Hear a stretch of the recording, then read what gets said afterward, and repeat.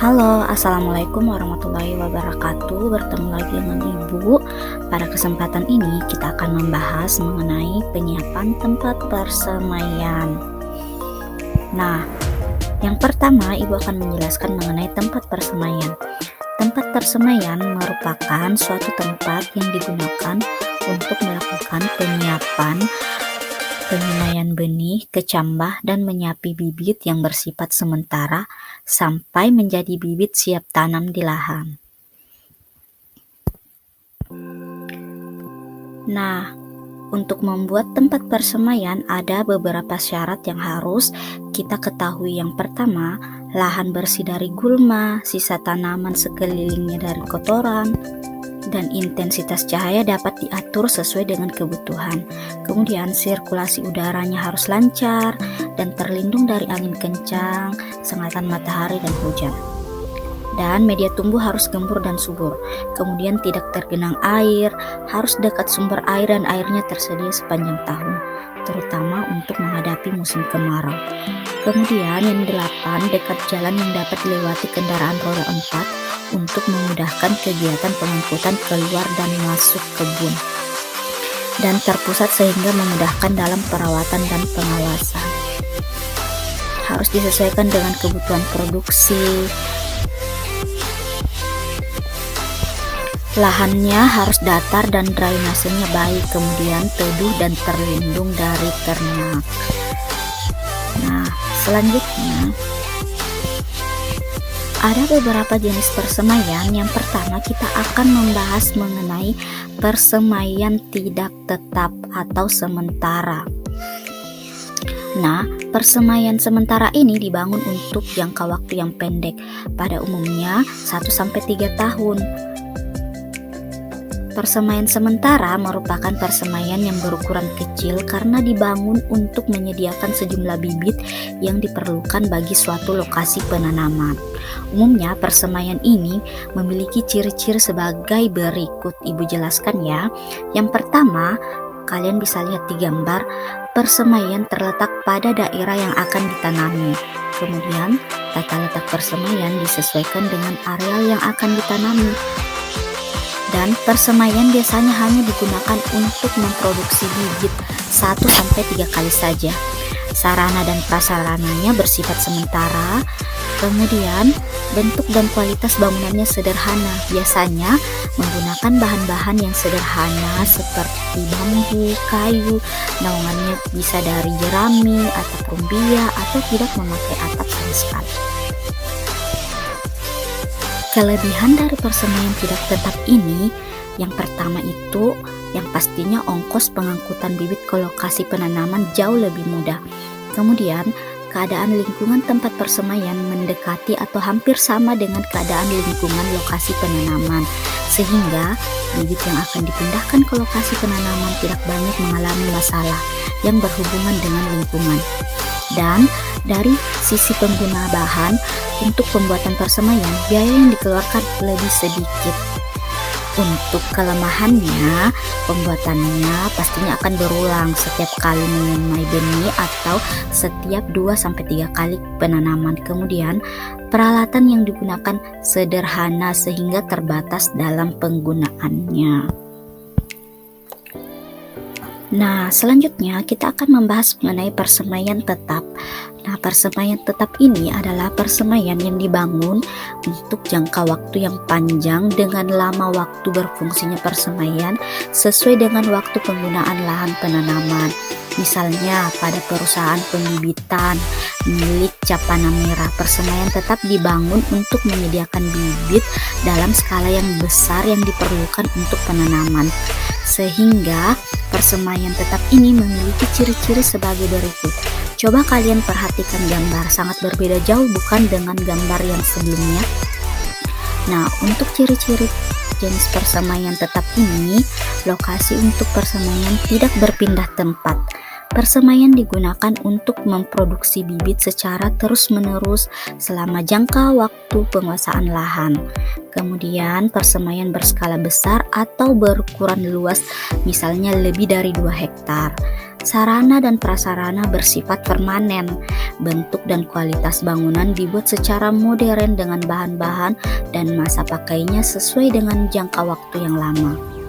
Peralatan yang digunakan pun adalah peralatan yang modern. Baik, kita akan membahas mengenai keuntungan persemaian tetap ini. Nah, keuntungannya pada waktu yang bersamaan bisa menghasilkan jumlah benih semai dalam jumlah yang banyak, seragam dan umumnya berkualitas baik. Dalam hal pengolahan tanah, ada kemungkinan mengerjakannya secara mekanis. Kesuburan tanah selalu terpelihara dengan cara pemupukan dan penggunaan bahan organik. Tenaga kerja yang digunakan selalu tetap dan terpilih. Untuk kelemahannya, jika terjadi serangan hama dan penyakit pada persemaian akan menimbulkan kerugian yang besar. Namun hal ini dapat diminimalisir dengan perawatan atau pemeliharaan serta kontrol yang teratur. Adapun kelemahan yang lainnya yaitu membutuhkan biaya yang cukup besar dalam hal pembuatan persemaian, pengadaan peralatan dan bahan, biaya pemeliharaan dan tenaga kerja. Selanjutnya kita akan membahas mengenai bentuk-bentuk tempat persemaian. Yang pertama yaitu raised bed. Raised bed adalah tempat pembibitan yang berbentuk bedengan atau guludan pada lahan datar tanpa menggunakan atap atau naungan di atasnya. Jadi paham ya? Nah, selanjutnya bentuk-bentuk tempat persemaian pada suncat bed. Yang pertama ada shade house, greenhouse, dan bedengan. Kita akan membahas mengenai sunbed atau shade house. Shade house adalah tempat pembibitan yang berbentuk bedengan, guludan pada lahan datar dengan dilengkapi naungan yang dapat dibuka dan ditutup pada bagian naungannya. Kemudian ada greenhouse. Kalian pasti tidak asing dengan greenhouse ya. Greenhouse adalah tempat pembibitan yang berbentuk rumah kaca yang dapat dikendalikan temperaturnya dan kelembaban udara di dalamnya sesuai dengan kebutuhan benih kecamba yang akan ditanam. Kemudian ada bedengan. Nah, yang paling umum biasanya digunakan para petani terutama di Napu ini yaitu bedengan. Selanjutnya ada naungan. Naungan merupakan salah satu upaya untuk dapat menciptakan atau merekayasa lingkungan yang sesuai untuk pertumbuhan tanaman. Penggunaan naungan dapat menurunkan suhu udara maupun meningkatkan kelembaban. Adapun fungsi naungan yang pertama untuk melindungi tanaman muda terhadap sengatan terik matahari dan jatuhnya air hujan deras. Kemudian untuk menyediakan intensitas sinar matahari yang sesuai dengan kebutuhan tanaman muda. Kemudian mencegah terjadinya penguapan yang terlalu besar pada tanaman muda. Mengatur sinar matahari yang masuk ke pembibitan hanya berkisar antara 30-60% saja. Menciptakan iklim mikro yang ideal bagi pertumbuhan awal bibit. Kemudian menghindarkan bibit dari sengatan matahari langsung yang dapat membakar daun-daun muda. Yang terakhir, menurunkan suhu tanah di siang hari, memelihara kelembaban tanah, mengurangi derasnya curahan air hujan, dan menghemat penyiraman air. Nah, coba kalian perhatikan gambar. Ini adalah salah satu jenis naungan dengan bentuk atap datar atau horizontal. Kemudian ada naungan dengan bentuk miring. Bentuk naungan miring ini biasanya menghadap dari timur ke barat. Bentuk naungan ini dibuat dengan ukuran sebelah timur dengan tinggi antara 120 sampai 180 cm. Sedangkan sebelah baratnya antara 90 sampai 120 cm. Selanjutnya perhatikan gambar, kalian pasti sering melihat bentuk naungan ini. Ini namanya bentuk naungan sungkup. Bentuk sungkup tingginya biasanya antara 50 sampai 75 cm. Pada dasarnya, dengan mempertimbangkan tinggi maksimal tanaman muda di tempat pembibitan, pada ujung pucuk tanaman muda harus ada jarak dengan atap naungan yang lebarnya disesuaikan dengan pengaliran sirkulasi udara, suhu, dan kelembaban. Nah, yang terakhir, tempat tumbuh.